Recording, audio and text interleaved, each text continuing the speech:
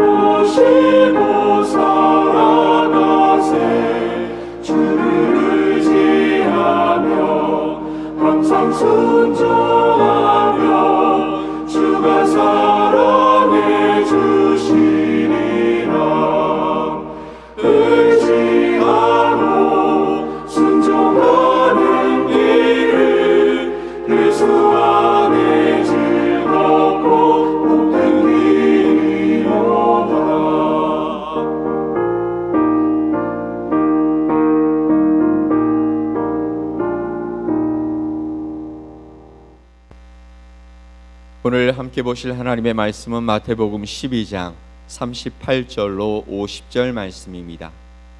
마태복음 12장 38절로 50절 말씀을 우리 한 목소리로 함께 합독해서 말씀을 봅니다.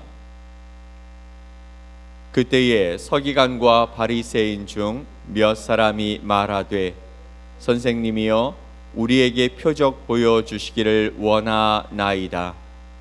예수께서 대답하여 이르시되 악하고 음란한 세대가 표적을 구하나 선지자 요나의 표적 밖에는 보일 표적이 없느니라.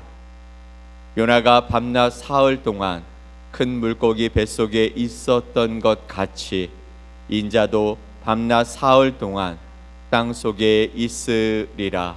심판때에 니느웨 사람들이 일어나 이 세대 사람을 정죄하리니 이는 그들이 요나의 전도를 듣고 회개하였음이거니와 요나보다 더 큰 이가 여기 있으며 심판때에 남방 여왕이 일어나 이 세대 사람을 정죄하리니 이는 그가 솔로몬의 지혜로운 말을 들으려고 땅 끝에서 왔음이거니와 솔로몬보다 더 큰 이가 여기 있느니라. 더러운 귀신이 사람에게서 나갔을 때에 물 없는 곳으로 다니며 쉬기를 구하되 쉴 곳을 얻지 못하고 이에 이르되 내가 나온 내 집으로 돌아가리라 하고 와 보니 그 집이 비고 청소되고 수리되었거늘 이에 가서 저보다 더한 귀신 7을 데리고 들어가서 거하니 그 사람의 나중 형편이 전보다 더욱 심하게 되느니라. 이 악한 세대가 또한 이렇게 되리라.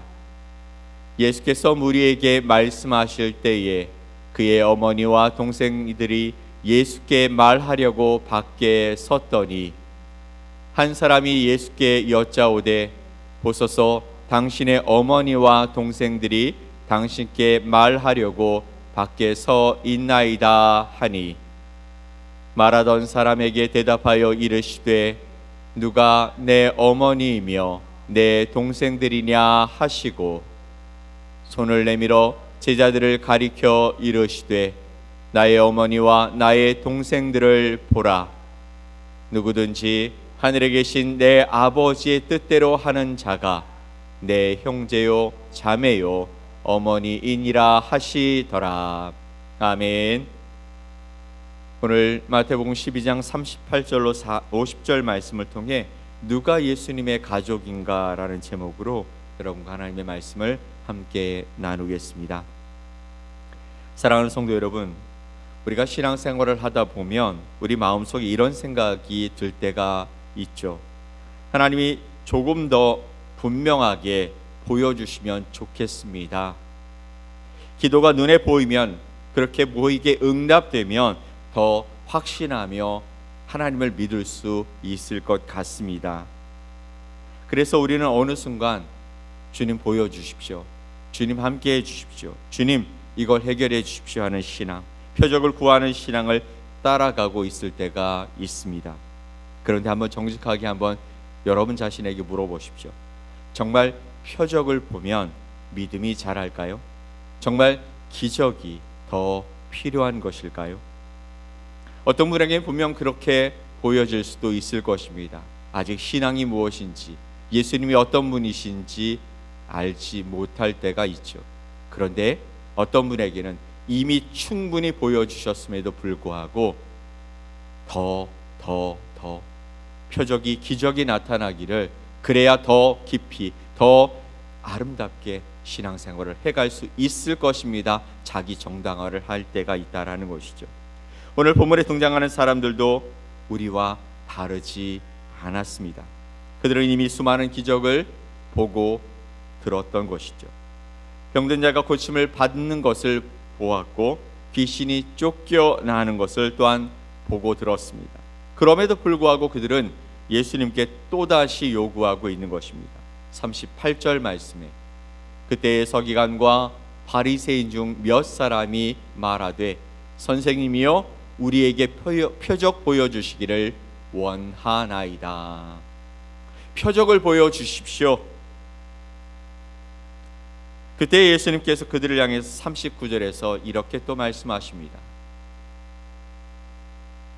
예수께서 대답하여 이르시되 악하고 음란한 세대가 표적을 구하나 선지자 요나의 표적밖에는 보일 표적이 없느니라.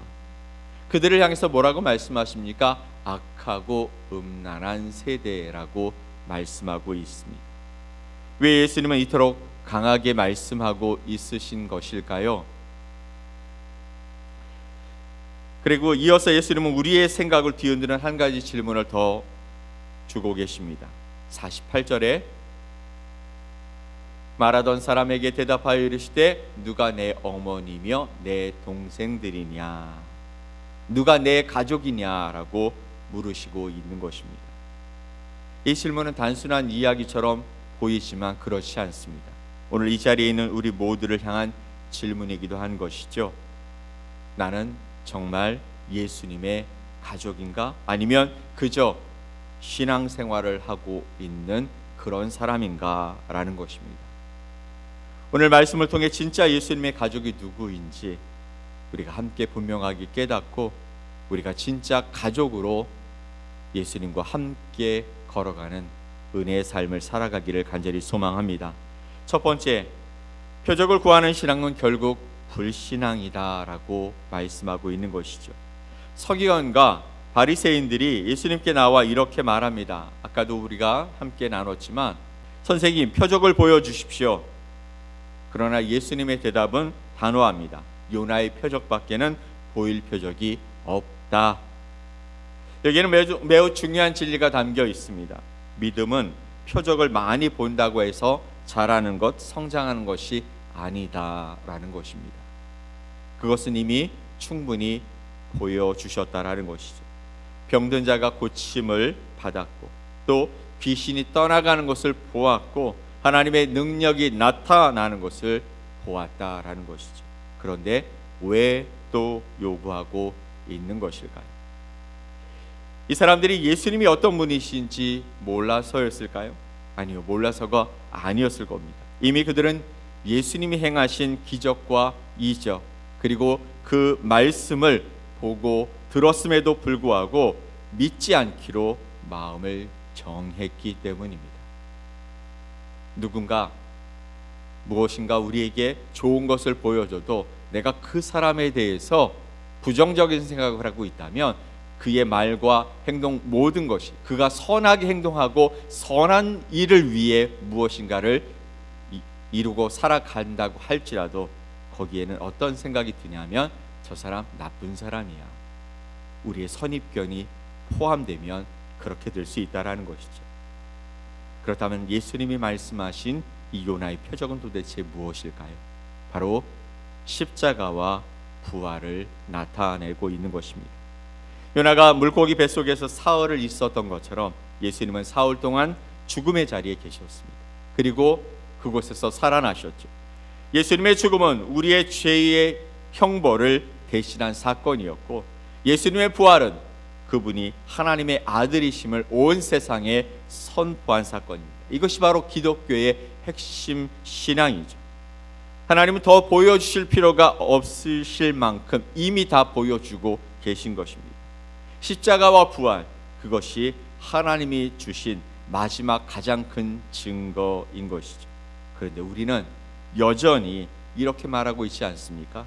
이 문제가 해결되면 더 잘 믿겠습니다. 이 기도를 응답해 주시면 그때 정말 순종하며 살아가겠습니다. 사랑하는 성도 여러분, 그때 주님은 오늘도 오늘과 같이 이렇게 말씀하고 계시는 것이죠. 이미 충분히 보여주었다. 사실 우리는 더 많은 표적이 필요한 사람이 아닙니다. 대신에 이미 주어진 진리 그리고 이미 완성된 복음을 믿어야 하는 사람들인 것이죠. 두 번째, 듣는 것에 머무는 신앙은 아직도 부족하다라는 것입니다. 그래서 예수님의 어머니와 동생들이 찾아왔을 때 그 사람들을 향해서 이렇게 예수님이 말씀하시는 것입니다. 48절에 누가 내 어머니며 내 동생들이냐. 예수님은 가족을 부정하신 것이 아닙니다. 그보다 더 중요한 기준을 우리 앞에 드러내신 것이죠. 우리는 흔히 이렇게 생각합니다. 교회 오래 다니면 괜찮은 신앙이다. 말씀을 많이 알면 진짜 좋은 신앙이다. 예배를 열심히 드리면 그것으로 충분하지 않냐. 그러나 예수님은 거기에 멈춰 서라고 말씀하시지 않습니다. 단순히 듣는 것에서 끝내지 않으시는 것이죠. 여러분, 솔직하게 한번 돌아봅시다. 말씀을 들으며 눈물을 흘렸지만 우리가 교회 문을 나가는 순간 아무것도 변하지 않았던 순간이 있지 않으십니까? 은혜를 받았다고 느꼈지만 정작 순종은 다음에 할게요 라고 미루신 적은 없으십니까? 듣기만 하는 신앙은 아직 온전한 신앙이 아닌 것이죠. 말씀은 감동으로 끝나는 것이 아닙니다. 그 말씀은 삶으로 이어졌을 때 비로소 완성되어지는 것이다 라는 것이죠. 세 번째, 하나님의 뜻을 행하는 사람이 예수님의 가족이다라고 말씀하십니다. 이제 예수님은 분명하게 선언하고 계시는 것이죠. 50절 말씀,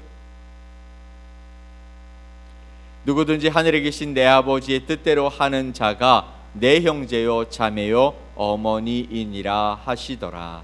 아멘. 누구든지 하늘에 계신 내 아버지의 뜻대로 하는 자가 내 형제요 자매요 어머니니라 하시더라. 예수님은 단 하나의 기준을 말씀하고 계십니다. 예수님의 가족을 결정하는 기준은 바로 하늘에 계신 아버지의 뜻대로 순종하는 것, 바로 순종입니다. 혈연이 아니죠. 형제와 자매 그리고 어머니, 내 혈연으로 구성되어 있는 가족이 진짜 가족이라고 말씀하지 않으셨어요. 경험도 아닙니다. 지식도 아닙니다. 교회 출석 연수도 아닙니다. 하나님의 뜻을 따라 사는 삶, 바로 그것이 기준이 된다 말씀하고 계시는 것이죠. 사랑하는 성도 여러분, 오늘 하나님이 여러분에게 원하시는 순종은 도대체 무엇입니까? 용서해야 할 사람이 있습니까? 근데 미루고 계시죠. 내려놓아야 할 것이 있습니까? 아직도 그런데 붙잡고 있죠. 지금 당장 시작해야 할 순종의 삶이 있습니까? 분명 계속해서 말씀하고 계시는데 여전히 우리는 그 말씀을 순종하기를 미루고 있다라는 것이죠. 순종은 거창한 데서 시작되지 않습니다. 아주 작은 선택에서부터 시작되는 것이죠.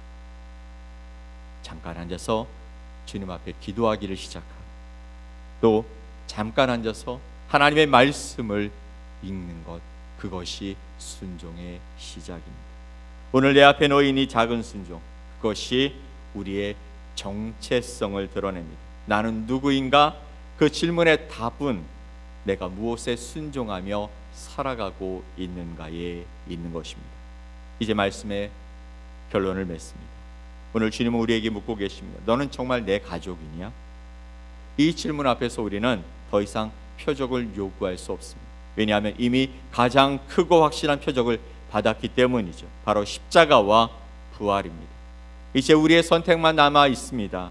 듣는 신앙에 머물 것인지 순종하는 신앙으로 나아갈 것인지, 종교인으로 남을 것인지 예수님의 가족으로 살 것인지. 사랑하는 성도 여러분, 말씀을 듣는 사람은 많습니다.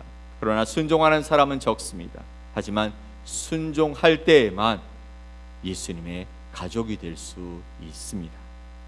하나님 오늘도 바로 지금 이 순간도 묻고 계시는 것이죠. 너는 내 말을 듣는 사람이냐 아니면 나의 가족이냐.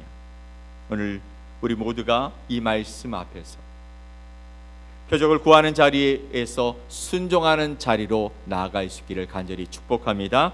그리하여 하나님 앞에 예수님의 진정한 가족으로서는 우리 모두가 되어지시기를 예수님의 이름으로 간절히 축원드립니다. 아멘. 함께 기도하겠습니다. 하나님 아버지 감사합니다. 오늘도 주의 은혜와 사랑 안에서 하루를 시작합니다.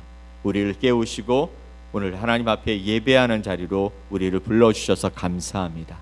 말씀을 들으며 나는 진짜 예수님의 가족인가 아니면 그냥 마당만 밟고 가는 신앙인처럼 살아가고 있지는 않는가. 주님의 말씀을 많이 들었습니다. 근데 그것이 나의 삶에서 열매를 맺고 있는지 점검하게 하옵소서. 나무는 그 열매를 보고 안다고 말씀하셨습니다. 그런데 내 나무는 잎만 무성한 것은 아닌지 다시 한번 점검하게 하시고, 그리고 말만 많은 신앙의 모습을 갖고 있지는 않은지 점검하게 하시고, 내 삶을 통해 주님이 나를 정말 내 가족이다 말씀하시는 그 음성이 들려지는지, 그것이 확신으로 우리의 삶에서 고백되어지는지 다시 한번 돌아보는 시간이 되게 하여 주시옵소서. 오늘도 하나님 우리에게 새로운 길을 펼쳐 주시오니 어제와 다르게 주님을 더 붙들고 주님께 더 가까이 가고 주의 말씀이 내 삶에서 이루어지는 놀라운 역사를 바라보며 살아가는 복된 하루가 되게 하여 주시옵소서. 선한 일을 위하여 지으심을 받은 우리가 예수 그리스도의 그 말씀에 순종함으로 하나님의 뜻을 이루며 살아가는 복된 하루 되게 하여 주시옵소서. 믿고 감사드리며 예수 그리스도의 이름으로 기도 올리옵나이다. 아멘. 하늘에 계신 우리 아버지여, 이름이 거룩히 여김을 받으시오며 나라가 임하시오며 뜻이 하늘에서 이루어진 것 같이 땅에서도 이루어지이다. 오늘 우리에게 일용할 양식을 주시옵고 우리가 우리에게 죄 지은 자를 사하여 준 것 같이 우리 죄를 사하여 주시옵고 우리를 시험에 들게 하지 마시옵고 다만 악에서 구하시옵소서. 나라와 권세와 영광이 아버지께 영원히 있사옵나이다. 아멘.